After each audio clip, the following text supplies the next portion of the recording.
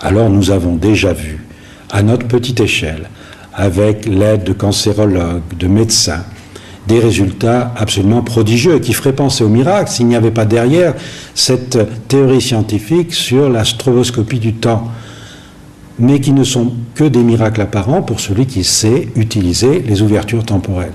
Les utiliser comment ? Simplement en utilisant le sommeil paradoxal qui permet d'avoir cet échange d'informations entre passé, présent et futur. Alors, comment utiliser un sommeil paradoxal puisque nous n'y avons pas accès ? Nous ne pouvons pas contrôler quelque chose qui se passe pendant notre sommeil. Et pourtant, pendant ce sommeil, s'effectue quelque chose d'important puisque nous savons que le temps s'y accélère. C'est un endroit privilégié pour ces échanges d'informations. Bon, les ouvertures temporelles, nous les rencontrons à chaque instant de notre vie puisque notre corps en a besoin perpétuellement. Mais celui qui arriverait à avoir un échange informationnel permanent, utilisant le sommeil paradoxal, il est prouvé que le sommeil paradoxal est vital.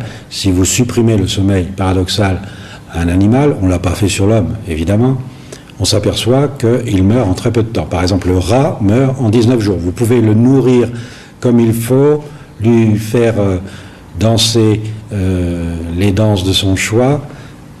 N'empêche que si vous le supprimez, le sommeil paradoxal, il meurt. Donc on sait aussi qu'il y a une maladie chez l'homme l'insomnie fatale, qui fait mourir un homme en 7 à 24 mois. Donc on sait que le sommeil paradoxal est vital. Évidemment qu'il est vital, puisque c'est là que se passe l'information. L'enfant qui vient de naître utilise, vous imaginez, 10 heures de son temps pour recevoir des échanges d'informations. Il en a besoin, puisqu'il arrive dans un espace qu'il ne connaît pas, dans un temps qu'il ne connaît pas, donc il va utiliser l'accélération du temps pour recevoir des informations. Par quel intermédiaire ? Par l'intermédiaire de ce qu'on peut appeler un autre moi, un double,